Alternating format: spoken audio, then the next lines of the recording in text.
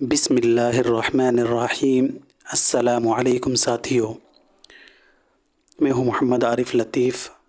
دوستو، آج ہم پڑھیں گے مشرقی تنقید سے تعلق رکھنے والے عربی شعریات، فارسی شعریات اور سنسکرت شعریات کو، جو UGC نیٹ کے نصاب میں شامل ہیں، اور آخر میں انشاءاللہ اسی سے متعلق ہم لوگ کچھ سوالات و جوابات کریں گے۔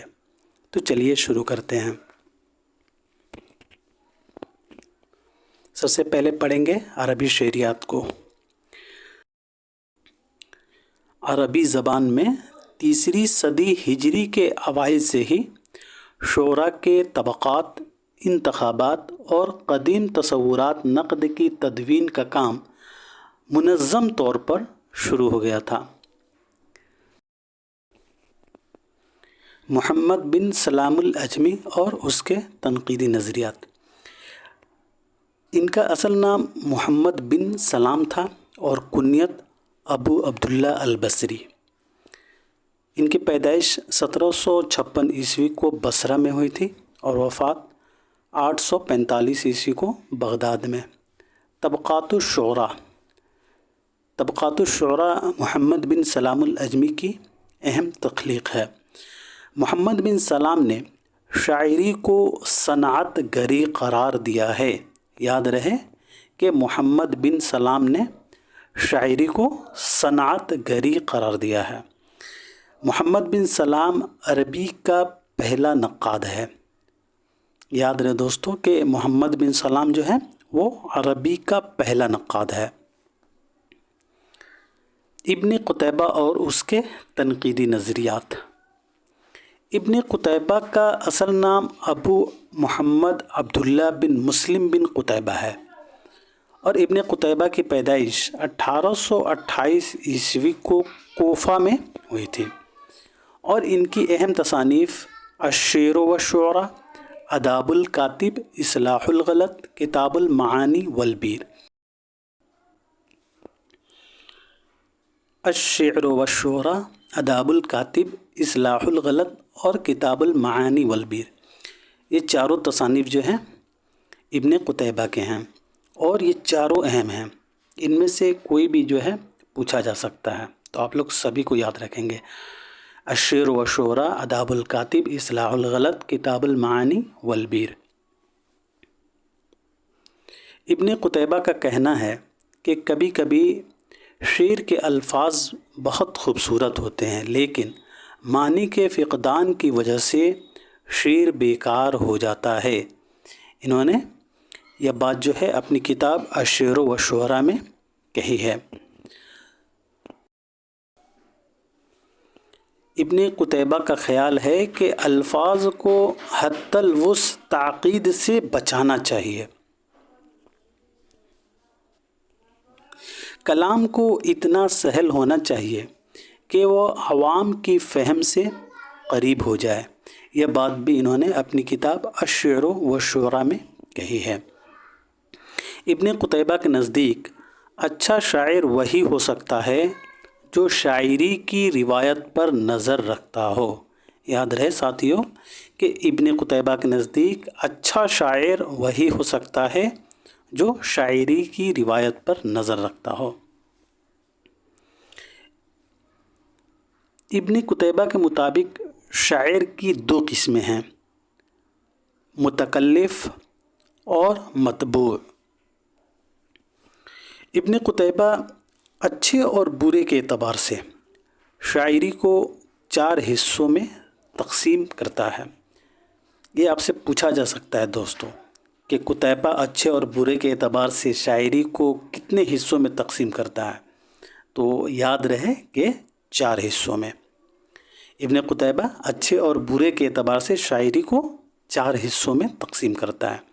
ابن قتیبہ کے نزدیک عمدہ شعر وہ ہے جس میں لفظ اور معنی دونوں اعلیٰ درجے کے ہوں۔ ابن قتیبہ کے نزدیک عمدہ شعر وہ ہے جس میں لفظ اور معنی دونوں اعلیٰ درجے کے ہوں۔ دوسرے تیسرے نمبر پر وہ شعر آتے ہیں جن میں لفظ اچھے اور معنی بے مصرف ہوں، یعنی بے مطلب کے ہوں۔ یا معنی عمدہ اور لفظ ناقص ہوں۔ سب سے پست درجہ کا شعر وہ ہے جس میں نہ لفظ اچھے ہوں نہ معنی۔ ابن قتیبہ شعر گوئی کے لیے شعوری کاوش اور تراش و خراش کو ضروری بتاتا ہے۔ یاد رہے کہ ابن قتیبہ جو ہے شعر گوئی کے لیے شعوری کاوش اور تراش و خراش کو ضروری بتاتا ہے۔ قدامہ ابن جعفر اور اس کے تنقیدی نظریات۔ قدامہ کا اصل نام قدامہ تھا اور کنیت ابو الفرج کرتے تھے۔ قدامہ ابن جعفر کی پیدائش 1873 عیسوی کو بغداد میں ہوئی تھی اور وفات 1948 عیسوی کو ہوئی ہے۔ ان کے والد کا نام جعفر تھا۔ نقد الشعر یہ قدامہ ابن جعفر کی اہم تصنیف ہے اور یہ 3 حصوں پر مشتمل ہے۔ یاد رہے کہ نقد الشعر 3 حصوں پر مشتمل ہے۔ پہلا شعر کے بارے میں، اور دوسرا اچھے شعر کے بارے میں، اور تیسرا ردی شعر کے بارے میں۔ قدامہ ابن جعفر کے نزدیک شعر میں تناقض درست ہے۔ یاد رہے کہ قدامہ ابن جعفر کے نزدیک شعر میں تناقض درست ہے۔ قدامہ ابن جعفر کے مطابق مطلق شعر کی 5 قسمیں ہیں۔ قدامہ ابن جعفر لفظ کی قدر و قیمت بتاتے ہوئے کہتے ہیں کہ الفاظ کو آسان بھی ہونا چاہیے اور فصاحت کا مظہر بھی۔ یہ بات انہوں نے اپنی کتاب نقد الشعر میں کہی ہے۔ قدامہ ابن جعفر شعر کا مطالعہ مندرجہ ذیل اشیاء کو مد نظر رکھنے کے قائل ہیں: عروض اور وزن، قافیہ اور مقطع، غرابت اور لغت، معانی اور مقصد، جیت اور ردی۔ قدامہ ابن جعفر کے مطابق شاعری کے 4 عناصر ہوتے ہیں: لفظ معنی کے ساتھ، لفظ وزن کے ساتھ، معنی وزن کے ساتھ اور معنی قافیہ کے ساتھ۔ یاد رہے کہ قدامہ ابن جعفر کے مطابق شاعری کے 4 عناصر ہوتے ہیں: لفظ معنی کے ساتھ، لفظ وزن کے ساتھ، معنی وزن کے ساتھ اور معنی قافیہ کے ساتھ۔ قدامہ ابن جعفر معنی کی قدر و قیمت بتاتے ہوئے کہتے ہیں کہ شاعر کا فرض اولین بہترین معنی کا انتخاب ہے۔ اس کے لیے لازم ہے کہ وہ برے معنی سے احتراز کرے، اس لیے کہ معنی ہی شاعری کا خام مواد ہے۔ یہ بات انہوں نے اپنی کتاب نقد الشعر میں کہی ہے کہ شاعر کا فرض اولین بہترین معنی کا انتخاب ہے، اس کے لیے لازم ہے کہ وہ برے معنی سے احتراز کرے، اس لیے کہ معنی ہی شاعری کا خام مواد ہے۔ قدامہ ابن جعفر نے حسن کاری کو شعر کے لیے ضروری قرار دیا ہے اور اخلاقی تعلیم کے نظریوں کو رد کیا ہے۔ یاد رہے کہ قدامہ ابن جعفر نے حسن کاری کو شعر کے لیے ضروری قرار دیا ہے اور اخلاقی تعلیم کے نظریہ کو رد کیا ہے۔ قدامہ کے نزدیک شعر کا فحش اور غیر اخلاقی ہونا اس کی خوبیوں کو متاثر نہیں کرتا ہے۔ یاد رہے کہ قدامہ ابن جعفر کے نزدیک شعر کا فحش اور غیر اخلاقی ہونا اس کی خوبیوں کو متاثر نہیں کرتا ہے۔ قدامہ ابن جعفر نے جھوٹ کو شاعری کے لیے ضروری بتایا ہے۔ یہ بہت ہی امپورٹنٹ پوائنٹ ہے دوستو۔ قدامہ ابن جعفر نے جھوٹ کو شاعری کے لیے ضروری بتایا ہے۔ قدامہ نے کہا ہے کہ بہترین شعر وہ ہے جو سب سے زیادہ جھوٹا ہو۔ یہ بات انہوں نے اپنی کتاب احسن الشعراء کذبہ میں کہی ہے۔ یہ دونوں پوائنٹ جو ہیں اہم ہیں۔ قدامہ ابن جعفر کے مطابق کوئی شاعر اس وقت تک عظمت حاصل نہیں کر سکتا جب تک اپنے کلام میں مبالغہ اختیار نہ کرے۔ ابن رشیق اور ان کے تنقیدی نظریات۔ ابن رشیق کا اصل نام ابو علی حسن ابن رشیق ہے اور ان کی اہم تصنیف العمدہ ہے جو 2 حصوں پر مشتمل ہے۔ ابن رشیق کلام میں مبالغہ کو ناپسند کرتے ہیں۔ یہ امپورٹنٹ پوائنٹ ہے۔ ابن رشیق کلام میں مبالغہ کو ناپسند کرتے ہیں۔ ابن رشیق کا کہنا ہے کہ سب سے بہتر کلام وہ ہے جس پر خدا کی کتاب سے کوئی دلیل مل جائے۔ اللہ تعالیٰ نے غلو کو حق و صداقت سے باہر ہونے کے مترادف قرار دیا ہے۔ یہ بات جو ہے انہوں نے اپنی کتاب العمدہ میں کہی ہے۔ ابن رشید مبالغہ کو کذب کی ایک قسم سمجھتے ہیں۔ ابن رشید کی رائے ہے کہ شعر کی عمارت 4 چیزوں سے اٹھتی ہے: لفظ، معنی، وزن اور قافیہ۔ یہ بھی آپ سے کہیں پوچھا جا سکتا ہے کہ ابن رشید کس کے مطابق شعر کی عمارت 4 چیزوں سے اٹھتی ہے؟ تو یاد رہے کہ ابن رشید کے مطابق جو ہے شعر کی عمارت 4 چیزوں سے اٹھتی ہے: لفظ، معنی، وزن اور قافیہ۔ ابن رشید وزن اور قافیہ کو شعر کے لیے لازمی قرار دیتے ہیں۔ ابن رشید لفظ اور معنی کے رشتے کو ناقابل فصل تصور کرتے ہیں۔ یاد رہے کہ ابن رشید وزن اور قافیہ کو شعر کے لیے ضروری قرار دیتے ہیں، اور ابن رشید لفظ اور معنی کے رشتے کو ناقابل فصل تصور کرتے ہیں۔ ابن رشید کا خیال ہے کہ لفظ و معنی میں سے ایک کی خوبی دوسرے کی خوبی پر دال ہے، اور کسی کی خرابی دوسرے کی خرابی پر۔ ابن رشید نے لفظ کو جسم اور معنی کو روح سے تعبیر کیا ہے۔ ابن رشید نے لفظ کو جسم اور معنی کو روح سے تعبیر کیا ہے۔ ابن رشید کے نزدیک اچھے شاعر کے لیے ضروری ہے کہ اسے بلند پایہ شعراء کا کلام یاد ہو۔ ابن رشید کے مطابق شاعر کو شعر کہہ کر مطمئن نہیں ہونا چاہیے، ضروری ہے کہ وہ اپنے شعر پر برابر غور و فکر کر کے اسے بہتر بنانے کی کوشش کرے۔ ابن رشید نے شاعری کے لیے جدت، معنی، سلاست الفاظ اور عمدہ پیشکش، اختصار اور قدرت اظہار کو ضروری گردانا ہے۔ ابن رشید نے شاعری کے لیے جدت، معنی، سلاست الفاظ، عمدہ پیشکش، اختصار اور قدرت اظہار کو ضروری گردانا ہے۔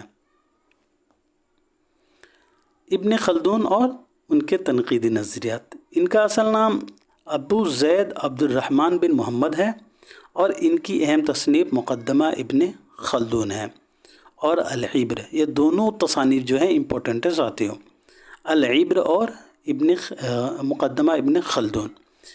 العبر زیادہ تر جو ہے پوچھا جاتا ہے کہ العبر کس کی تخلیق ہے، تو ابن خلدون کی۔ ابن خلدون کی رائے ہے کہ معنی جو ہے الفاظ کے تابع ہیں۔ کس کی رائے ہے کہ معنی الفاظ کے تابع ہیں؟ تو ابن خلدون کی رائے ہے کہ معنی جو ہے وہ الفاظ کے تابع ہیں۔ ابن خلدون کے مطابق معنی پانی کے مانند اور الفاظ پیالے کے مانند۔ موسٹ امپورٹنٹ پوائنٹ ہے یہ دوستوں۔ ابن خلدون کے مطابق جو ہے معنی جو ہے وہ پانی کے مانند ہے اور الفاظ پیالے کے مانند۔ ابن خلدون بھی ابن رشید کی طرح اس بات کا قائل ہے کہ شاعر کو بلند رتبہ شعراء کے اشعار یاد ہونے چاہیے، اور شاعر شعر کہنے کے بعد بار بار اسے دیکھے اور درست کرے۔ عبد القاہر جرجانی اور ان کے تنقیدی نظریات۔ ان کا اصل نام ابو بکر عبد القاہر ہے اور لقب مؤسس علم بلاغہ۔ عبد القاہر جرجانی کی پیدائش 1009 عیسوی کو جرجان میں ہوئی تھی، اور عبد القاہر جرجانی کو علم بلاغت کا بانی کہا جاتا ہے۔ یہ آپ سے کہیں پوچھا جا سکتا ہے کہ ان میں سے کسے علم بلاغت کا بانی کہا جاتا ہے، تو یاد رہے کہ عبد القاہر جرجانی کو علم بلاغت کا بانی کہا جاتا ہے۔ ان کی اہم تخلیق اسرار البلاغت، دلائل الاعجاز اور الاعزاء فی النوح، یہ تینوں تصانیف جو ہیں اہم ہیں، اور یہ تینوں پوچھے جاتے ہیں۔ اسرار البلاغت، دلائل الاعجاز اور الاعزاء فی النوح، یہ تینوں تصانیف جو ہیں عبد القاہر جرجانی کے ہیں۔ عبد القاہر جرجانی کے مطابق شعری جمالیات کا دار و مدار معنی پر ہے۔ عبد القاہر جرجانی عوام کے درمیان معروف الفاظ کو شاعری میں استعمال کرنے کا مشورہ دیتے ہیں اور تاکید لفظی سے بچنے کی تلقین کرتے ہیں۔ عبد القاہر جرجانی عوام کے درمیان معروف الفاظ کو شاعری میں استعمال کرنے کا مشورہ دیتے ہیں اور تاکید لفظی سے بچنے کی تلقین کرتے ہیں۔ عبد القاہر جرجانی کے مطابق مبالغہ اور اغراق کے بغیر شاعری میں کوئی چارہ نہیں۔ یاد رہے کہ عبد القاہر جرجانی کے مطابق جو ہے وہ مبالغہ اور اغراق کے بغیر شاعری میں کوئی چارہ نہیں، یعنی یہ مبالغہ کو پسند کرتے ہیں۔ عبد القاہر جرجانی شاعری میں محض سچائی کو بانجھ حسینہ سے تشبیہ دیتے ہیں۔ عبد القاہر جرجانی کے مطابق حسین ترین شعر جھوٹ پر مبنی ہوتا ہے اور اخلاقی اعتبار سے اچھا شعر سچائی پر۔ اب ہم پڑھیں گے فارسی شعریات کو۔ فارسی تنقید کے ابتدائی نشانات چوتھی صدی ہجری کے مصنف بہرامی سرخسی کی خجستہ نامہ غایۃ العروضین اور کنز القافیہ میں ملتے ہیں۔ یاد رہے کہ فارسی تنقید کی ابتدائی نشانات جو ہیں چوتھی صدی ہجری کے مصنف بہرامی سرخسی کی کتاب خجستہ نامہ غایۃ العروضین اور کنز القافیہ میں ملتے ہیں۔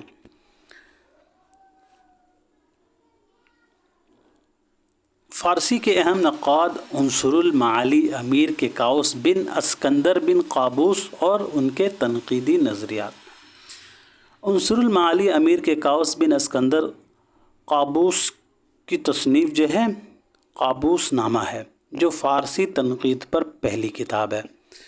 یاد رہے کہ قابوس نامہ جو ہے یہ فارسی تنقید پر پہلی کتاب ہے اور یہ کس کی تخلیق ہے تو عنصر المعالی کی۔ عنصر المعالی امیر کے کاؤس نے قابوس نامہ اپنے بیٹے گیلان شاہ کی تربیت اور اس کی پند و نصیحت کی غرض سے لکھی تھی۔ قابوس نامہ میں آداب و معاشرت، رسوم دوستی، کسب فضل اور تہذیبی مسائل کے علاوہ شعر و ادب اور ذوق شاعری کے ذکر کے ساتھ ساتھ اچھے اشعار کا انتخاب بھی شامل ہے۔ قابوس نامہ میں آداب معاشرت، رسوم دوستی، کسب فضل اور تہذیبی مسائل کے علاوہ شعر و ادب اور ذوق شاعری کے ذکر کے ساتھ ساتھ اچھے اشعار کا انتخاب بھی شامل ہے۔ قابوس نامہ کے مطابق ثقیل اور پیچیدہ کلام سے اس طرح اجتناب کرنا چاہیے کہ شاعر کی شاعری سہل ممتنع ہو جائے۔ عنصر المعالی امیر کے کاؤس شاعری کو عوام کی ملکیت سمجھتا ہے۔ بہت ہی امپورٹنٹ پوائنٹ ہے یہ، کہیں آپ سے پوچھا جا سکتا ہے کہ ان میں سے کون شاعری کو عوام کی ملکیت سمجھتا ہے تو عنصر المعالی۔ عنصر المعالی شاعری کو عوام کی ملکیت سمجھتا ہے۔ عنصر المعالی امیر کے کاؤس بن اسکندر بن قابوس کا خیال ہے کہ صرف موزوں اور مخفف شاعری پر قناعت نہیں کرنی چاہیے، بلکہ شاعری میں صناعی کی بھی ضرورت ہے۔ قابوس نامہ کا مصنف غزل اور ترانہ کے لیے سہل گوئی اور لطافت بیان کو ضروری قرار دیتا ہے، اور یہ بھی کہتا ہے کہ ان میں غیر معروف اور نامانوس قوافی کا استعمال نہیں کرنا چاہیے۔ قابوس نامہ کے مطابق بوجھل اور عروضی ہتھ کنڈوں سے لیس شعر نہیں کہنا چاہیے۔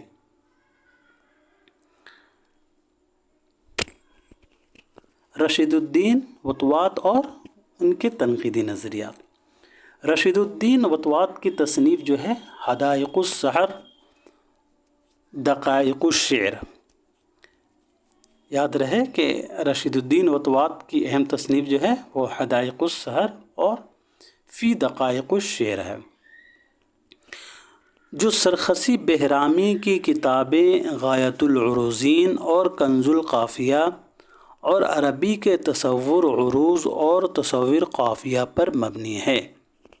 یہ کتاب جو ہے رشید الدین وطوات کی حدائق السحر فی دقائق الشعر، سرخسی بیرامی کی کتاب غایۃ العروضین اور کنز القافیہ، اور عربی کے تصور عروض اور تصور قافیہ پر مبنی ہے۔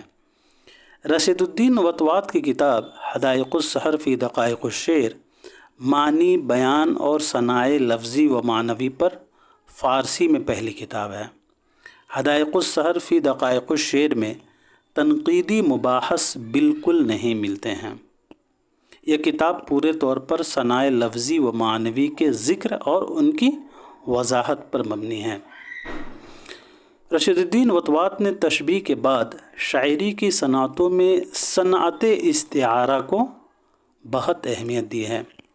یاد رہے دوستو کہ وطوات نے تشبیہ کے بعد جو ہے شاعری کی صنعتوں میں صنعت استعارہ کو بہت زیادہ اہمیت دی ہے۔ رشید الدین وطوات نے اچھی تشبیہ کی آزمائش کا یہ طریقہ بتایا ہے کہ اگر مشبہ بھی کو مشبہ اور مشبہ کو مشبہ بھی بنا دیا جائے جب بھی کوئی فرق واقع نہ ہو۔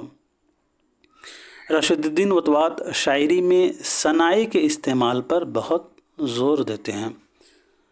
وطوات استعارے کے علاوہ کنایا، مجاز مرسل کو بھی مجاز کی قسموں میں سے بعض قسمیں قرار دیتے ہیں۔ شمس الدین محمد بن قیس رازی اور ان کے تنقیدی نظریات۔ شمس الدین محمد بن قیس رازی کی تصنیف المعجم فی معایر اشعار العجم ہے۔ اس کتاب کو انہوں نے پہلے عربی میں لکھی تھی، پھر بعد میں انہوں نے خود فارسی میں اس کا ترجمہ کیا تھا۔ فارسی تنقید میں المعجم سے زیادہ جامع و مانع اور تمام علوم شعر کو محیط کوئی کتاب پہلے سے موجود نہیں تھی۔ شمس الدین محمد بن قیس رازی کے مطابق شعر کو مرتب، بامعنی، موزوں، متکرر، متساوی اور اس کے آخری حروف کو ایک دوسرے سے مماثل ہونا چاہیے، یعنی ملتے جلتے ہونا چاہیے۔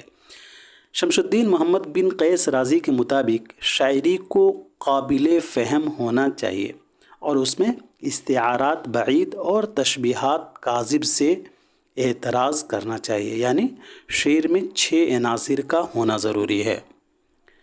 قیس رازی شاعری کے لیے عام فہم ہونے کو ایک ضروری شرط سمجھتے ہیں۔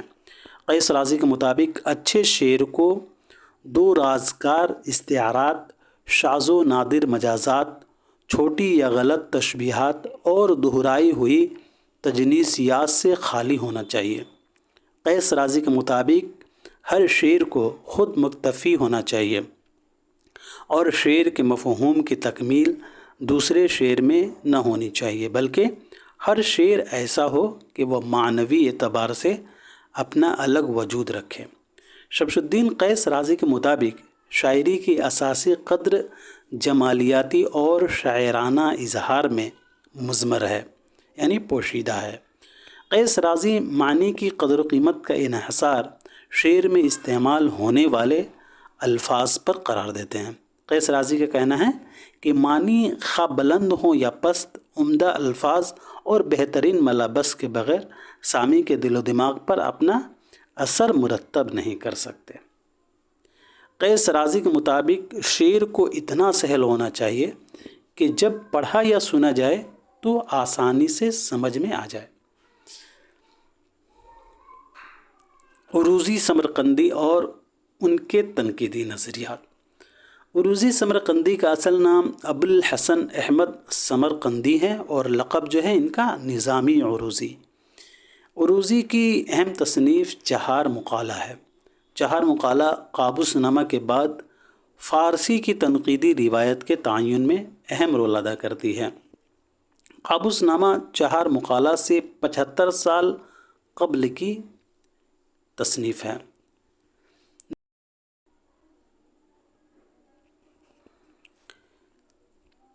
نظامی کے خیال میں شاعر کے لیے ضروری ہے کہ 20,000 اشعار اس کی نظر سے گزر چکے ہوں۔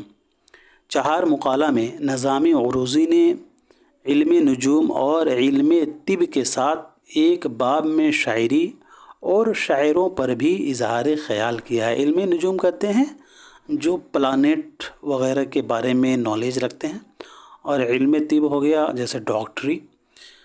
نظامی عروضی اس باب کو مقالہ دوم درباب علم شعر و صلاحیت شعر کے عنوان سے معنون کیا ہے۔ نظامی عروضی شاعری کو ایک صنعت یا فن گردانتا ہے۔ یاد رہے کہ نظامی عروضی جو ہیں وہ شاعری کو ایک صنعت یا فن گردانتے ہیں۔ نظامی کے مطابق شاعری کی صنعت ہی شاعر کی قوت مہمہ اور قوت متخیلہ کو متحرک کرتی ہے۔ شاعر ان قوتوں کے باعث مختلف باتوں اور غیر متعلق چیزوں میں ربط ڈھونڈ نکلتا ہے۔ نظامی عبد القاہر جرجانی کی طرح الفاظ پر معنی کو ترجیح دیتے ہیں۔ یاد رہیں کہ نظامی عروضی جو ہیں وہ عبد القاہر جرجانی کی طرح الفاظ پر معنی کو ترجیح دیتے ہیں۔ نظامی عروضی کے مطابق شاعر اپنی شاعری میں وہم کی کارفرمائی سے انسانی قوتوں کو ابھارتا ہے۔ نظامی عروضی کے نزدیک وہم اور تخیل کی بڑی اہمیت ہے۔ نظامی عروضی کے نزدیک شاعر کی اہم صفات میں سے چند یہ ہیں: شاعر کو سلیم الطبع ہونا چاہیے، اس کی فکر بلند ہو، وہ صحیح الطبع ہو، عمدہ تصورات رکھتا ہو، باریک اور دورس نگاہ کا مالک ہو، مختلف علوم سے بہرہ ہو اور طرح طرح کے رسوم سے واقف ہو۔ یہ نظامی عروضی کے نزدیک جو ہے شاعر کی اہم صفات ہیں۔ نظامی کے نزدیک شاعری جب تک دیر پا نہ ہوگی اس وقت تک شاعر کا نام زندہ نہیں رہ سکتا۔ نظامی عروضی کا خیال ہے کہ شاعر کی ذہنی تربیت میں اس کے مطالعہ، ماحول اور شعری روایت سے واقفیت کا بڑا دخل ہوتا ہے۔ نظامی عروضی کے نزدیک سچ کو جھوٹ اور جھوٹ کو سچ کر دکھانا کوئی معیوب بات نہیں۔ یاد رہے دوستو کہ نظامی عروضی کے نزدیک سچ کو جھوٹ اور جھوٹ کو سچ کر دکھانا کوئی معیوب بات نہیں۔ نظامی عروضی کے خیال میں شاعر اپنے کلام سے غصہ اور شہوت کو بھی برانگیختہ کرے، یعنی اس کو کھلم کھلا کرے، تو یہ کوئی معیوب بات نہیں ہے۔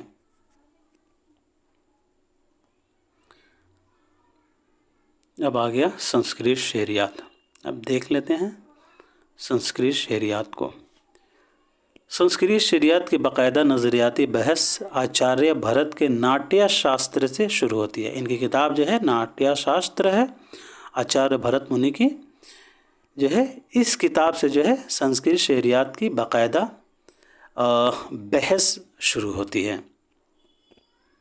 آچاریہ بھرت اور ان کے بعد کے آچاریوں نے سنسکرت کے 6 شعریاتی دبستانوں کی بنیاد ڈالی ہے۔ یاد رہے کہ آچاریہ بھرت مری اور ان کے بعد کے جو آچاریہ تھے انہوں نے سنسکرت کے 6 شعریاتی دبستانوں کی بنیاد ڈالی۔ پہلا ہے رس، دوسرا النکار، تیسرا ریتی، چوتھا دھونی، پانچواں وکروکتی اور چھٹا اوچتیہ۔ رس یعنی کیفیت آمیز انبساط کو کہتے ہیں، النکار یعنی صنائع بدائع کو کہتے ہیں، ریتی اسلوب کو کہتے ہیں، دھونی نظریۂ صوت کو کہتے ہیں، وکروکتی پیچیدہ اظہار کو کہتے ہیں اور اوچتیہ موزونیت کو کہتے ہیں۔ رس آچاریہ بھرت منی کی تصنیف ناٹیہ شاستر کے نظریہ کی اولین کتاب ہے۔ رس جو ہے یہ آچاریہ بھرت منی کی تصنیف ناٹیہ شاستر کے نظریہ کی اولین کتاب ہے۔ یاد رہے دوستو کہ آچاریہ بھرت منی کی تصنیف ناٹیہ شاستر رس کے نظریہ کی اولین کتاب ہے۔ آچاریہ بھرت منی نے ناٹیہ شاستر کے 6 اور 7ویں باب میں رس کی تشریح تفصیل کے ساتھ پیش کی ہے۔ رس اس شے کو کہتے ہیں جو سامعین کے دلوں میں مختلف کیفیتیں پیدا کر کے انہیں متاثر کرے۔ अलंकार, अलंकार कहते हैं सनाए बदाए को। अलंकार दबिस्तान के बानी जो हैं वो आचार्य भामा है। अलंकार आचार्य भामा, अलंकार भामा, ऐसे आप लोग याद कर लीजिएगा, हो सकता है कहीं मिलाने वाले जुमरे में आ जाए। याद रहे कि अलंकार दबिस्तान के बानी जो हैं आचार्य भामा थे। उनके नज़रिया को आचार्य रुद्रट और जे देव ने जला बख्शी। रीति नज़रिया को संस्कृत शरियात में पेश करने का कारनामा जो है वो आचार्य वामन ने अंजाम दिया था। रीति का नज़रिया किसने दिया था? तो आचार्य वामन। ध्वनि नज़रिया सोत, ध्वनि कहते हैं नज़रिया सोत को। इस संस्कृत शरियात में ध्वनि यानी नज़रिया सोत को बाकायदा पेश करने का कारनामा जो है आनंदवर्धन ने 9वीं सदी ईस्वी के वस्त में मशहूर तसनीफ ध्वनिया लोक के ज़रिए अंजाम दिया था। आपसे पूछा जा सकता है कि ध्वनिया लोक का नज़रिया किसने पेश किया था? तो आनंदवर्धन ने। वक्रक्ति यानी पेचीदा इजहार, नज़रिया सोत यानी ध्वनि नज़रिया के खिलाफ जो आचार्य थे उनमें आचार्य कुंतक बहुत अहम थे। इन्होंने वक्रोक्ति को इस नज़रिया की शक्ल दी और उसे कायम करने की पूरी कोशिश की। वक्रोक्ति का नज़रिया कुंतक ने दिया था। औचित्य यानी मौजूनियत, इसका नज़रिया आचार्य शिमंदर ने पेश किया था, जिन्होंने अपनी तसनीफ बरहत कथा मंजीरी में खुद को आचार्य अभिनव गुप्त का शागिर्द बताया है। एक दफ़ा फिर से देख लेते हैं, ये अहम है दोस्तों। रस का नज़रिया जो है भरत मुनि ने अपनी किताब नाट्य शास्त्र में दिया है। अलंकार दबिस्तान के बानी जो हैं वो आचार्य वामन है। अलंकार का नज़रिया जो है वो आचार्य भामा ने दिया है। रीति को आचार्य वामन ने दिया है और ध्वनि का नज़रिया जो है यह ध्वनिया लोक ने दिया है। वक्रोक्ति का नज़रिया कुंतक ने दिया है। औचित्य का नज़रिया जो है शिमंदर ने दिया है। ये सभी को आप लोग याद रखेंगे, मेरे बहुत ही इम्पोर्टेंट है दोस्तों। भरत मुनि और उसके तनकीदी नज़रियात। भरत मुनि की तसनीफ़ नाट्य शास्त्र है। रस का नज़रिया बाकायदा तौर पर सबसे पहले भरत मुनि ने ही पेश किया था। यह भी इम्पोर्टेंट है कि सबसे पहले जो रस का नज़रिया है वो भरत मुनि ने ही पेश किया है। भरत मुनि ने नाट्य शास्त्र में रसों की तादाद 8 मुतय्यन की हैं: श्रृंगार, रुद्र, वीर, विभत्स, हास्य, किरण, अद्भुत और भयानक। भरत मुनि ने रस की तशरीह ड्रामा और स्टेज को मद्देनज़र रखते हुए पेश की है। भरत मुनि ने संस्कृत शायरी पर तनकीद करते हुए उसकी 10 खामियों को बयान किया है। भरत मुनि के रस सूत्र के अव्वलीन शारा जो हैं वो भट्ट लुल्लट हैं। भट्ट लुल्लट जो हैं भरत मुनि के रस को जो है वो तशरीह किया है। भरत मुनि ने शायर के दाखिली जज्बात और क़लबी लहरों को भावों का नाम दिया है। भरत मुनि ने भाव यानी जज्बात की तादाद 49 बताई है, जिनमें सुथाई भाव यानी मुस्तकिल या गालिब जज्बात की तादाद 8, व्यभिचारी भाव की तादाद 33 और सात्विक यानी फितरी जज्बात की तादाद 8 है। भरत मुनि ने बताया है कि मुख्तलिफ जज्बात के साथ सुथाई भाव यानी मुस्तकिल या गालिब जज्बा का रिश्ता बादशाह और ख़ियाम जैसा है। भरत मुनि ने शायरी में शांत रस को बहुत अहमियत दी है। भरत मुनि ने शायरी में जो है शांत रस को बहुत अहमियत दी है। भरत मुनि के मुताबिक मौजूनियत की बुनियाद अवामी अमल है। संस्कृत शरियात के बाबा आदम भरत मुनि ने विरित को हर तरह की शायरी की माँ कहा है। याद रहे कि संस्कृत शरियात के बाबा आदम भरत मुनि ने विरित को हर तरह की शायरी की माँ कहा है। कहीं ये भी आपसे पूछा जा सकता है कि संस्कृत शरियात के बाबा आदम किसे कहा जाता है, तो याद रखेंगे आप लोग के भरत मुनि। अब पढ़ लेते हैं आचार्य शंकुक और इनके तनक़ीदी नज़रियात को। आचार्य भरत के रस सूत्र की तशरीह करने वाले दूसरे अहम आचार्य शंकुक हैं। याद रहे, आचार्य भरत जो हैं ये रस सूत्र की, भरत मुनि के रस सूत्र की तशरीह करने वाले दूसरे अहम आचार्य शंकुक हैं। आचार्य शंकुक की कोई तसनीफ़ आज दस्तयाब नहीं है, यानी मौजूद नहीं है। इनकी कोई भी किताब जो है आज के दौर में मौजूद नहीं है। आचार्य शंकुक के ख़यालात का इल्म हमें अभिनव गुप्त और मम्मट के इक़्तिबास से होता है। आचार्य शंकुक ने भट्ट लुल्लट के नज़रिया पर एतराज़ करते हुए एक नया उसूल कायम किया था जिसे अनुमतिवाद कहते हैं। आचार्य शंकुक न्याय फ़लसफ़ा का मानने वाला था, इसीलिए उसने अपने उसूल की तशरीह न्याय फ़लसफ़ा के बुनियाद पर की है। आचार्य शंकुक का कौल है, अनुकर्ता यानी अदाकार अपनी अदाकारी के ज़रिए ड्रामा में मौजूद राम वगैरह असल किरदारों की कामयाब नक़ाली करते हैं और नाज़िर उन्हें असल किरदारों की तरह कबूल कर लेता है। मालूम हुआ कि सुथाई भाव यानी गालिब जज्बा के ड्रामा के ज़रिए नकल ही रस है। आचार्य शंकुक के नज़रियों पर आचार्य भट्ट लुल्लट और अभिनव गुप्त ने इतराज़ किया है। आचार्य शंकुक का जो नज़रिया है उस पर आचार्य भट्ट लुल्लट और अभिनव गुप्त ने एतराज़ किया है।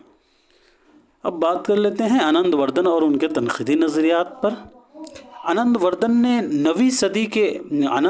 जो हैं ये 9वीं सदी के आचार्य थे और कश्मीरी थे।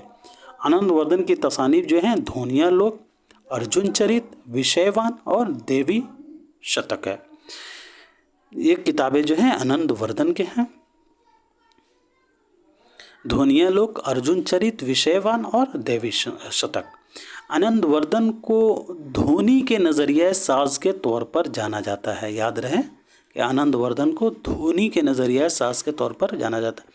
आपसे कहीं पूछा जा सकता है कि धोनी का नज़रिया किसने पेश किया था, तो याद रखेंगे आनंदवर्धन। आनंदवर्धन ने रीति यानी उसलूब का बुनियादी उन्सुर एजाज को करार दिया है।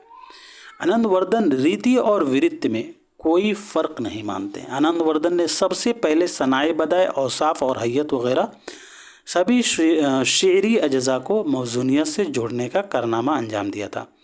सफूट नज़रिया लफ्ज़ से हासिल होने वाले मानी के तफ़ाउल की तशरीह करता है। उसी बुनियाद पर नज़रिया सोत लफ़ज़ी मानी से मजाजी मानी तक के तफ़ाउल पर रोशनी डालता।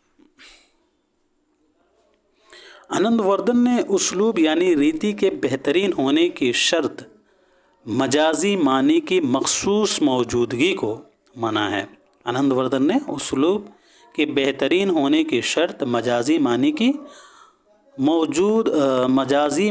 की मखसूस मौजूदगी को माना है। आनंदवर्धन उसलूब में लफ्ज़ियात का इंतखाब और लफ्ज़ियात की तरतीब को बहुत अहमियत देते हैं। आनंदवर्धन लफ्ज़ के बजाय मानी को अव्वलियत देते हैं और लफ्ज़ पर मानी को तरजीह देते हैं। याद रहे कि आनंदवर्धन जो है लफ्ज़ के बजाय मानी को अव्वलियत देते हैं और लफ्ज़ पर मानी को तरजीह देते हैं। आनंदवर्धन के मुताबिक शायरी की रूह लफ्ज़ की तीसरी क़ुव्वत यानी इस्तेमाल की क़ुव्वत है। आनंदवर्धन ने 5 मानी धोनी को तस्लीम किया है। पहला है लफ्ज़, दूसरा मानी, तीसरा मजाजी मानी, चौथा मजाजी मानी का तफ़ाउल और पाँचवा उन चारों से मज़ीद शायरी। आनंदवर्धन ने धोनी को शायरी की रूह कहा है। आनंदवर्धन ने लफ्ज़ और मानी को पैकर शायरी करार दिया है। याद रहे कि धोनी को शायरी की रूह आनंदवर्धन ने कहा है और लफ्ज़ और मानी को पैकर शायरी आनंदवर्धन ने ही करार दिया है। आनंदवर्धन रस धोनी को ही बेहतरीन धोनी तस्लीम करते हैं। आनंदवर्धन जो है ये रस धोनी को ही बेहतरीन धोनी तस्लीम करते हैं। आनंदवर्धन ये मानते हैं कि मौजूनियत की शिकस्त से रस की भी शिकस्त होती है। याद रहे कि धोनिया लोक आनंदवर्धन की तसनीफ़ है, जबकि धोनिया लोक लोचन अभिनव गुप्त की है। बहुत लोग इसमें कंफ्यूज हो जाते हैं, तो याद रखना है कि ध्वनियालोक आनंदवर्धन की है, ध्वनियालोकलोचन अभिनव गुप्त की है। जिसमें चे आ जाए और जिसमें गाफ आ जाए, पे आ जाए, चे और पे आए, वो ध्वनियालोकलोचन अभिनव गुप्त, और जिसे ध्वनियालोक जो है ये आनंदवर्धन की है। आप लोग ऐसे याद रख लीजिएगा, इसमें चे आ रहा है इनकी तसनीफ में ध्वनियालोकलोचन में, और इनके नाम में जो है पे आ रहा है। 3 नुक्ता इनकी तसनीफ में और 3 नुक्ता इनके नाम में, ऐसे याद हो जाएगा।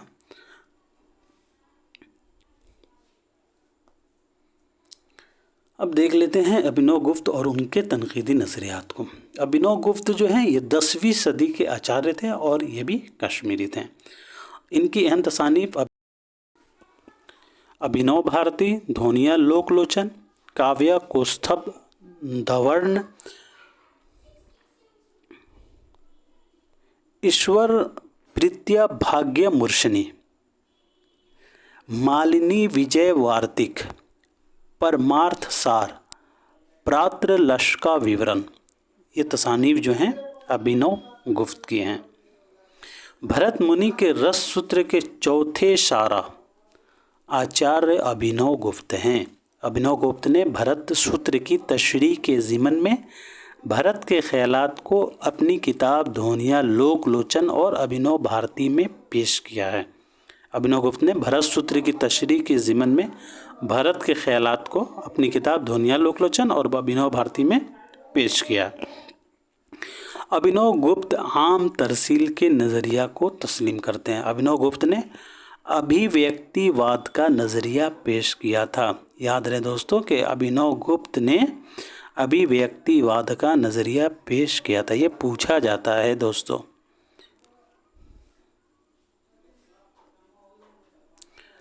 अब इसी से मुताल्लिक़ कुछ सवालात हैं, आप लोग इन्हें गौर से पढ़िए और हल करने की कोशिश कीजिए। नक़दुश शेर का मुसन्निफ़ कौन है? क़ुद्दामा इब्न जाफ़र, जाहिज़ इब्न क़ुतैबा या इब्न खल्दुन? तो इसका सही जवाब होगा क़ुद्दामा इब्न जाफ़र। नक़दुश शेर या तसनीफ़ जो है क़ुद्दामा इब्न जाफ़र की है। किसने कहा कि शेर की इमारत 4 चीज़ों यानी लफ्ज़, वज़न, मानी और काफ़िया से उठी है?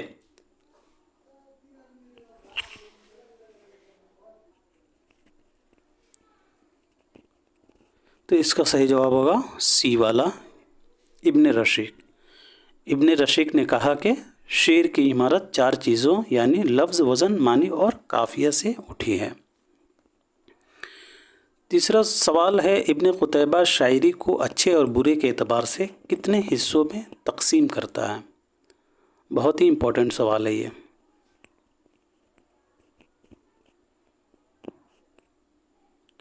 तो इसका सही जवाब हो जाएगा 4, सी वाला इसका सही जवाब हो जाएगा। इब्न क़ुतैबा ने शायरी को अच्छे और बुरे के एतबार से 4 हिस्सों में तकसीम किया है।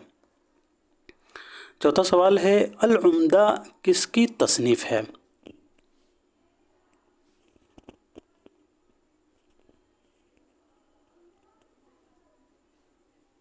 तो इसका सही जवाब हो जाएगा दोस्तों इब्न रशीक।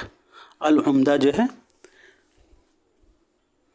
इब्न रशीक की तसनीफ़ है और यह 2 हिस्सों पर मुश्तमिल है।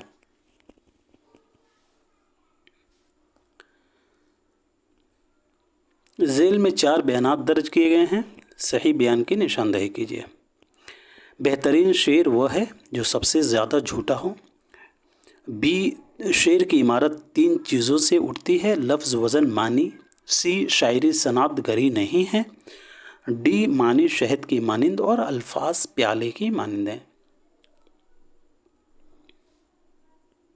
तो इसका सही जवाब हो जाएगा ए, बेहतरीन शेर वो है जो सबसे ज़्यादा झूठा हो। और ये बात किसने कही थी?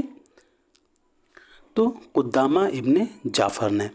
शेर की इमारत 3 चीज़ों से नहीं उठती है, 4 चीज़ों से उठती है, अभी हम लोगों ने ज़िक्र किया है। शायरी सनात गरी नहीं है बल्कि शायरी सनात गरी है। मानी शहद की मानिंद हैं और अल्फाज प्याले की मानिंद, ऐसा नहीं है, बल्कि ابن خلدون کے مطابق معنی پانی کے مانند ہیں اور الفاظ پیالے کے مانند ہیں۔ بڑھتے ہیں اگلے سوال کی طرف۔ فارسی تنقید پر پہلی کتاب کون سی قرار دی جاتی ہے؟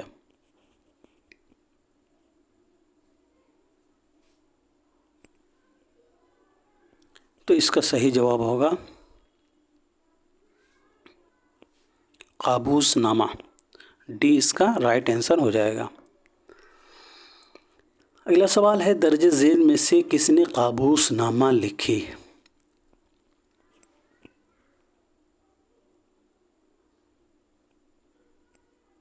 تو اس کا صحیح جواب ہوگا اے، عنصر المعالی۔ عنصر المعالی نے یہ کتاب جو ہے لکھی ہے قابوس نامہ، اور یہ کتاب جو ہے فارسی میں ہے۔ اگلا سوال چہار مقالہ کا مصنف کون ہے؟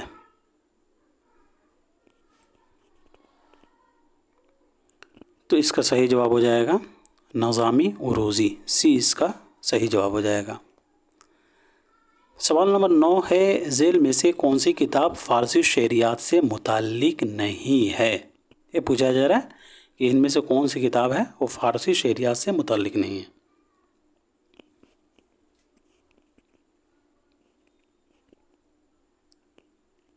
تو اس کا صحیح جواب ہو جائے گا طبقات الشعراء، ڈی اس کا رائٹ آنسر ہو جائے گا۔ قابوس نامہ، چہار مقالہ، حدائق السحر فی دقائق الشیعہ، یہ جو ہے فارسی تنقید سے متعلق کتابیں ہیں۔ طبقات الشعراء یہ فارسی تنقید سے نہیں ہیں بلکہ عربی تنقید سے متعلق ہے، اور یہ تخلیق کس کا ہے؟ تو محمد بن سلام العجمی کی۔ اور ساتھ ہی ساتھ یہ بھی یاد رکھیں دوستوں کہ طبقات الشعراء یہ تذکرہ بھی ہے، اور یہ تذکرہ جو ہے قدرت اللہ شوق کا ہے۔ اب بڑھتے ہیں اگلے سوال کی طرف۔ پانینی نے سنسکرت کا نظریہ پیش کیا، یا سنسکرت کی قواعد لکھی، یا سنسکرت میں ناول لکھا، یا پھر سنسکرت میں ڈرامہ لکھا؟ اس کا صحیح جواب کیا ہوگا؟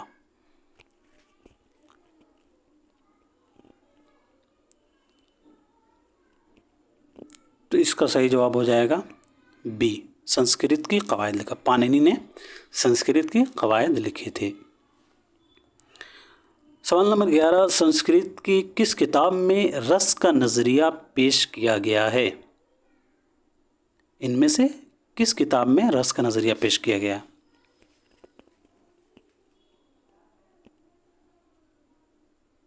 تو اس کا صحیح جواب ہو جائے گا بھرت منی کی کتاب ناٹیہ شاستر، سی اس کا رائٹ آنسر ہو جائے گا۔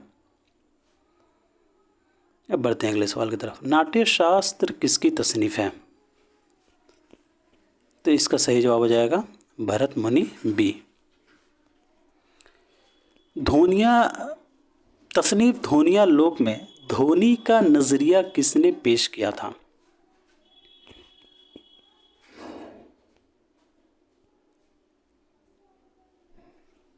تو اس کا صحیح جواب ہوگا سی، آنند وردھن۔ دھونیا لوک میں دھونی کا نظریہ جو ہے وہ آنند وردھن نے پیش کیا تھا۔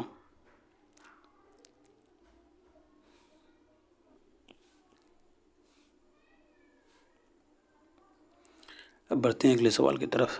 دھونیا لوک کس کی تصنیف ہے؟ ان میں سے دھونیا لوک کس کی تصنیف ہے؟ تو اس کا صحیح جواب ہوگا اے، آنند وردھن۔ سوال نمبر 15 ہے بھرت منی نے رس کی کتنے قسمیں بتائی ہیں؟ تو اس کا صحیح جواب ہوگا اے، یعنی 8۔ بھرت منی نے رس کی 8 قسمیں بتائی ہیں۔ ابھینو گپت نے کون سا نظریہ پیش کیا ہے؟ سوال نمبر 16 ہے ابھینو گپت نے کون سا ان میں سے نظریہ پیش کیا ہے؟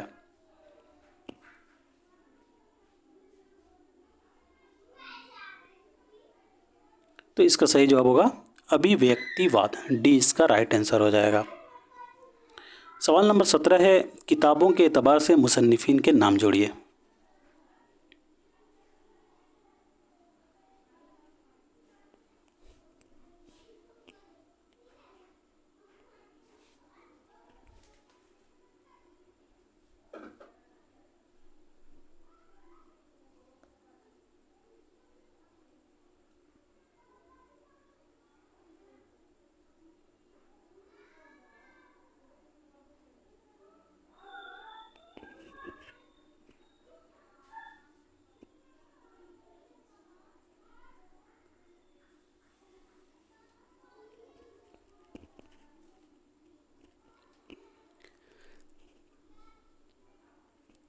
تو اس کا صحیح جواب ہو جائے گا دوسرا، طبقات الشعراء، یہ محمد بن سلام العجمی کی تخلیق ہے۔ الشعر والشعراء آداب اور آداب الکاتب، الشعر والشعراء اور آداب الکاتب، یہ کتابیں جو ہیں یہ ابن قتیبہ کے ہیں۔ نقد الشعر، یہ کتاب جو ہے قدامہ ابن جعفر کا ہے۔ العمدہ یہ ابن رشید کی تخلیق ہے۔ مقدمہ ابن خلدون اور العبر، یہ کتابیں جو ہیں وہ ابن خلدون کے ہیں۔ اب بڑھتے ہیں اگلے سوال کی طرف۔ مصنفین کے اعتبار سے کتابوں کے نام جوڑیے۔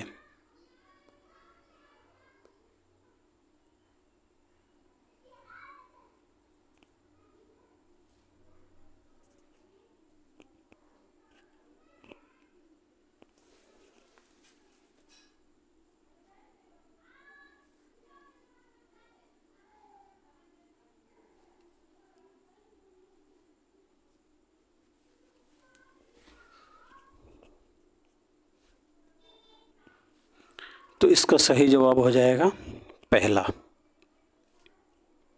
عبد القاہر جرجانی کی تصانیف، اسرار البلاغت، دلائل الاعجاز اور الاعزاء فی النحو، یہ تینوں کتابیں جو ہیں عبد القاہر جرجانی کی ہیں۔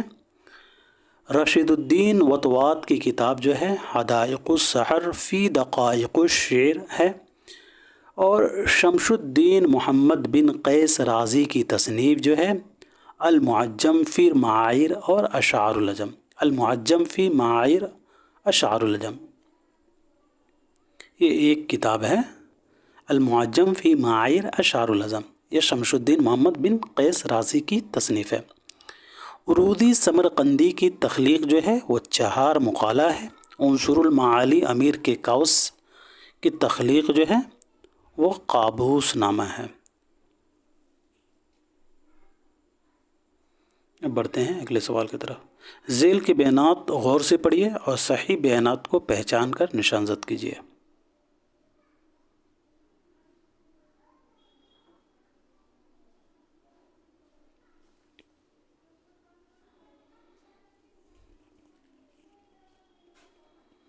میں پڑھ دیتا ہوں۔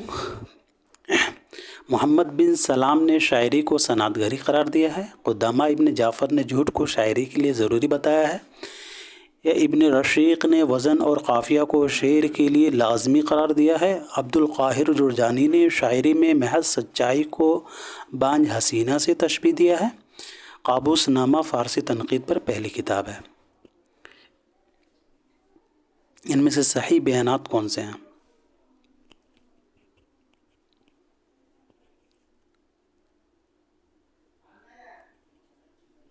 تو اس کا صحیح جواب ہو جائے گا چوتھا، ABCD۔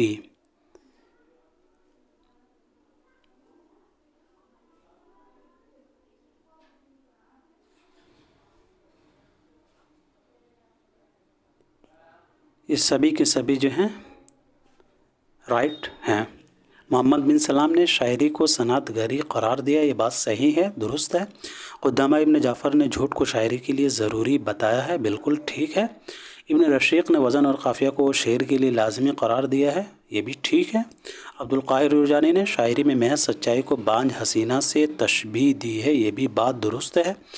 قابوس نامہ فارسی تنقید پر پہلی کتاب ہے، یہ بھی درست ہے۔ تو اس کا رائٹ آنسر چوتھا ہو جائے گا۔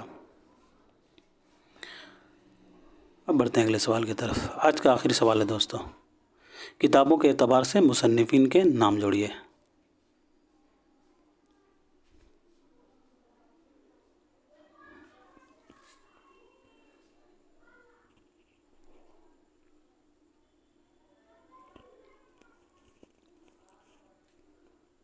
تو اس کا صحیح جواب ہوگا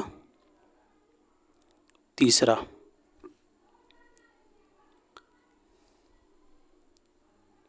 ناٹیہ شاستر بھارت منی کی تخلیق ہے۔ دھونیا لوک یہ آنند وردھن کی تصنیف ہے۔ دھونیا لوک لوچن اور ابھینو بھارتی یہ ابھینو گپت کی تصانیف ہیں۔ ابگیان شکنتلم، یہاں شکنتلم ہونا چاہیے، شاکنتلم، ابگیان شاکنتلم یہ کتاب جو ہے کالی داس کی ہے۔ تیسرا نمبر اس کا رائٹ ہو جائے گا۔ تو دوستو آج کے لیے اتنا ہی رکھتے ہیں، ملتے ہیں اگلے کلاس میں، تب تک کے لیے خدا حافظ۔